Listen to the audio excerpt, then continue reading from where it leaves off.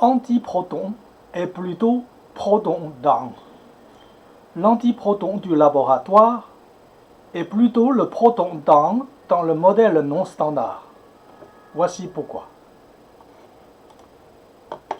La production de l'antiproton. L'antiproton est obtenu par le procédé suivant. 1. Accélérer le proton. Accélérer un proton à une énergie supérieure à 6 GeV.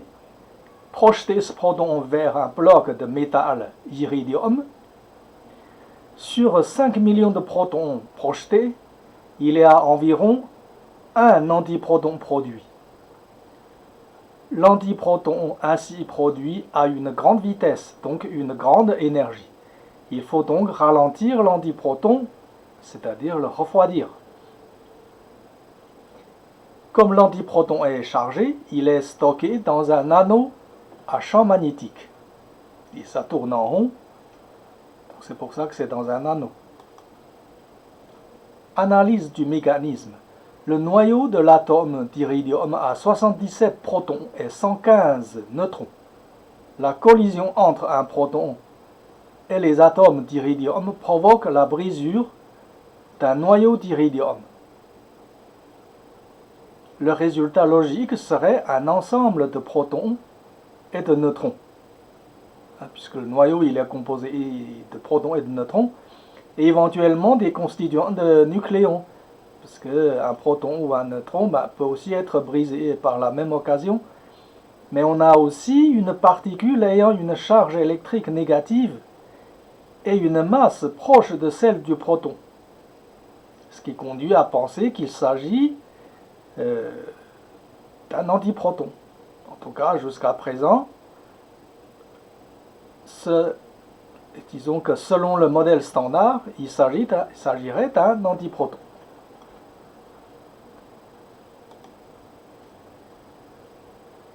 La suite de l'analyse du mécanisme, avec le regard d'un physicien, un neutron du noyau d'iridium a reçu une énergie cinétique élevée, transmise par le proton incident. Soit le neutron est cassé, en devenant de plus petits éléments, quarks, ou d'autres éléments plus petits encore que le quark, soit le neutron perd son positron du centre et devient un proton down. Ceci est pertinent selon le modèle non standard. En effet, le positron du centre n'est pas aussi stable que l'autre positron du quark up constituant le neutron. Alors, voici le schéma. Le schéma de casse du neutron. Le neutron est constitué de 3 quarks. 2 quarks down, avec chacun un électron au milieu du quark, et un quark up qui est en bas, avec un positron au milieu. Et le centre du neutron, c'est un quark mitoyen. Chaque quark, chacun sort un côté pour former un quark induit, on va dire, du centre, qui lui héberge un positron. Et une fois que le neutron est fortement secoué, le positron peut s'échapper de l'une des deux sorties. Sur le schéma, on voit une porte devant et une porte derrière.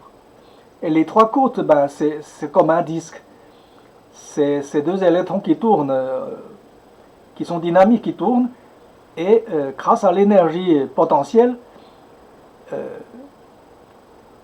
le neutrino, on va dire, c'est un neutrino, c'est un positron et un électron. L'un tourne autour de l'autre, ça forme un disque avec l'énergie potentielle et ça devient un disque. C'est modélisé comme un disque. Un électron ne peut pas traverser. Mais le positron peut quand même traverser les deux portes devant ou derrière. Mais cette position du neutron, dans la nature, disons que par constatation, c'est assez stable. On a deux charges négatives plus une charge positive, donc l'ensemble est négatif avec un positron, donc ça attire bien. Électriquement, c'est une position qui est relativement stable. Mais si on le secoue trop fort, le positron peut s'échapper quand même. Alors c'est cette équation. Neutron, c'est un neutron down qui devient, en perdant un positron, et qui devient un proton down. Parce qu'en perdant un positron, on a une particule qui est négative. Au lieu d'être neutre, 2 plus 2 moins, ça devient 0, donc c'est le neutron. Et en perdant le positron, il reste 2 électrons plus un positron, donc l'ensemble porte une charge négative entière. Et ça, c'est un proton down par rapport au proton up. Alors ici, le schéma de cas, c'est du neutron up. Alors ici, on a un neutron up. Alors ce neutron up, il est formé d'un proton avec un électron au milieu. Hein, c'est une structure symétrique au neutron down de tout à l'heure.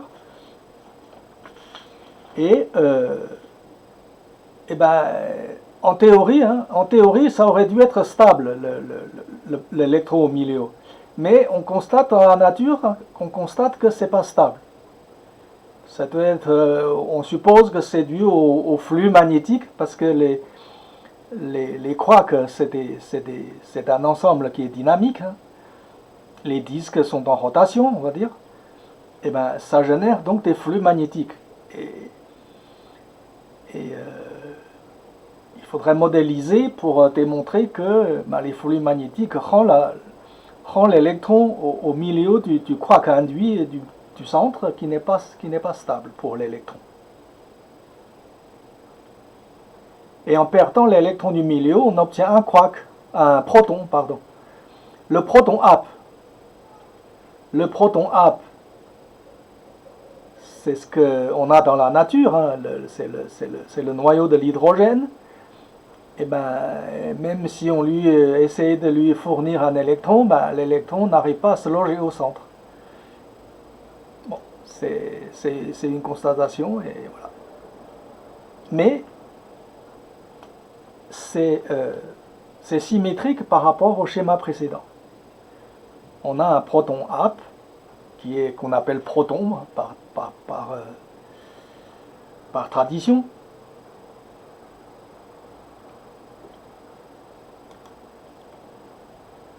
Alors la case du neutron selon le modèle standard.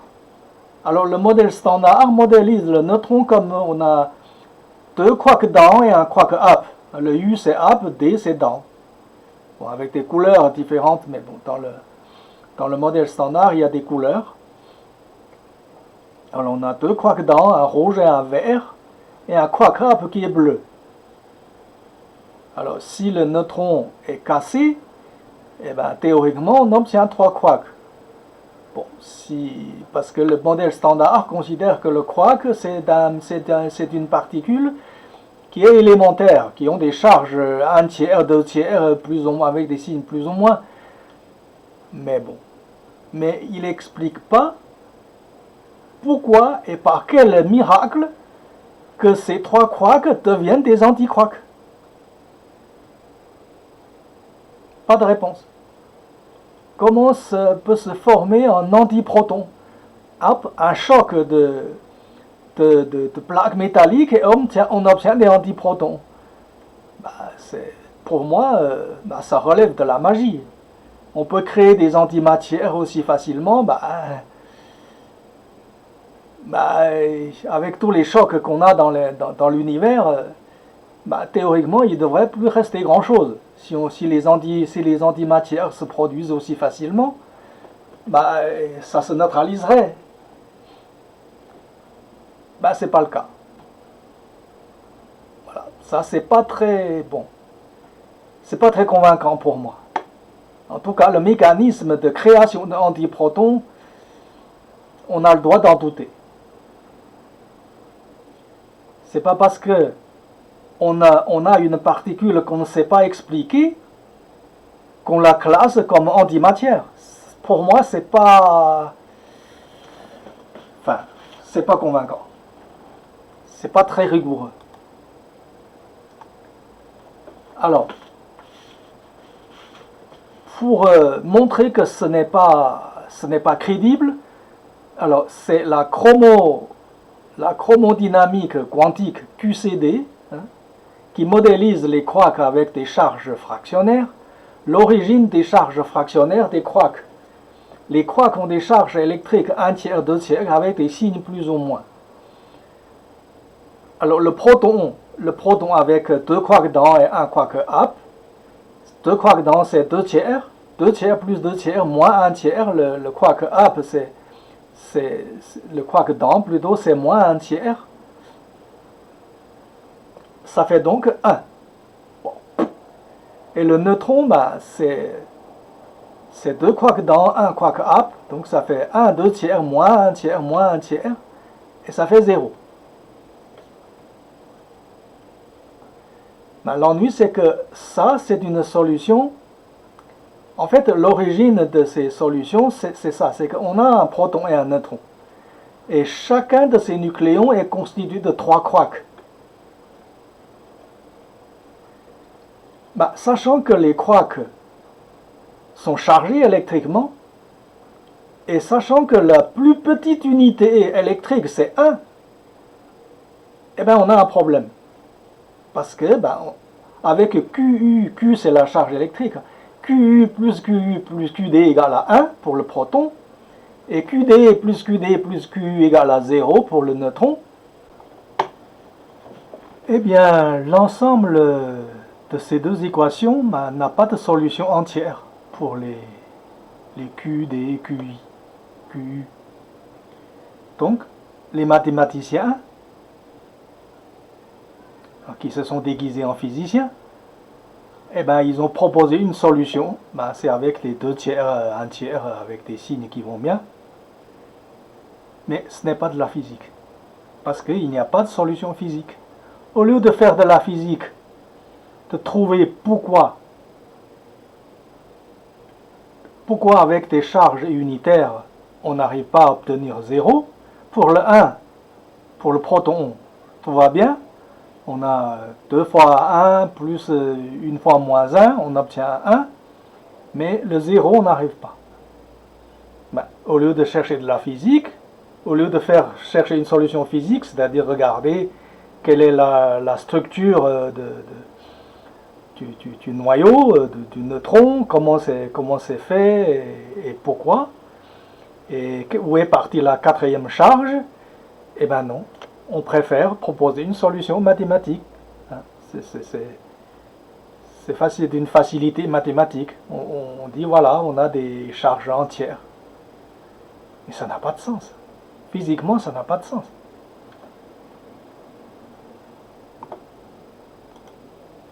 Alors la conclusion, c'est la modélisation des quarks dans le modèle standard 1 en particules élémentaires est absurde.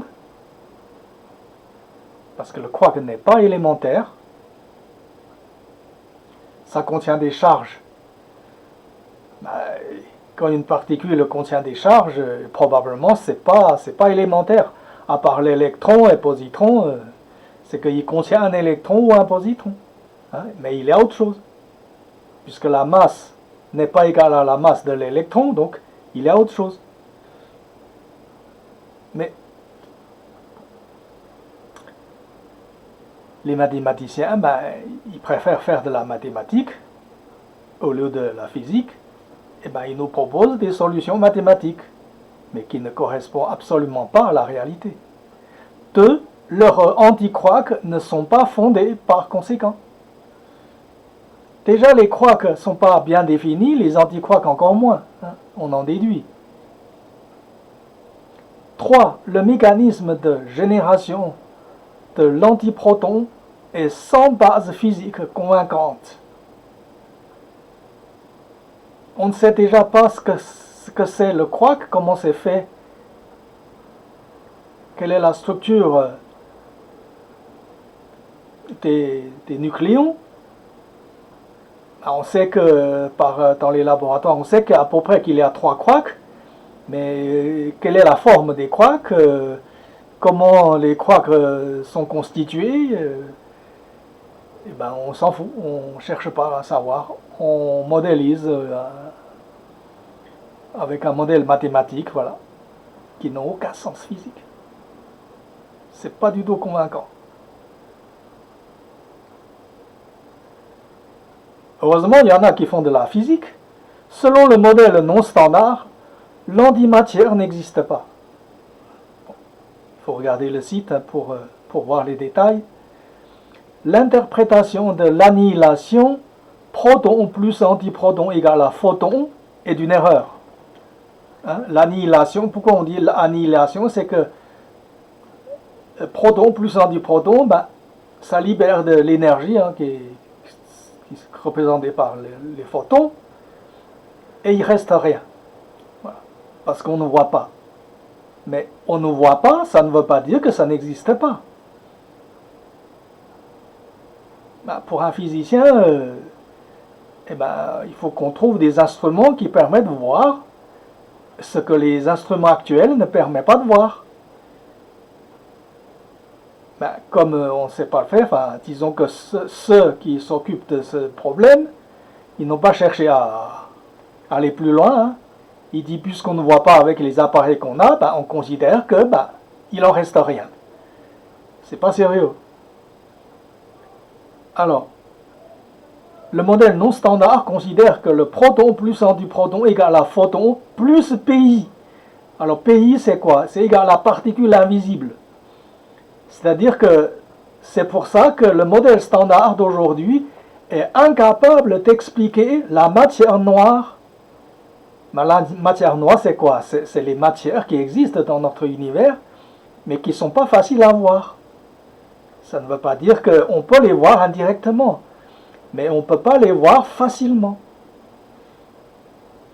Mais il ne faut pas céder à la difficulté et de dire que voilà, moi je sais tout et je n'ai pas besoin de savoir. Puisqu'on ne voit pas, on considère que ça n'existe pas, point final. Non, ça c'est pas sérieux. Il faut se dire, selon la loi de conservation, la loi de la conservation des matières, on a un résidu qu'on ne voit pas, mais on ne sait pas ce que c'est, parce qu'on ne voit pas. C'est la loi de la conservation stricte des matières. Ça, c'est une loi qui est toujours valable. Hein? Toujours valable. En respectant cette loi, on aurait dû trouver les matières invisibles dans le modèle standard. Mais malheureusement, ça a été fait par les mathématiciens, déguisés en physiciens, et ils ont bouclé le travail, et puis puisque notre instrument ne permet pas de déceler les matières invisibles, donc on considère que ça n'existe pas. Et les astronomes ont découvert le contraire, et du coup le modèle standard il ne s'est pas expliqué. Voilà. Vous connaissez la suite. Alors voici les liens internet pour plus de détails. https nonstandardmodel.org ou http c'est une copie, hein, c'est un miroir on va dire. jacques.dom.free.fr c'est un site gratuitement fourni par Free. J'en ai profité pour faire un miroir.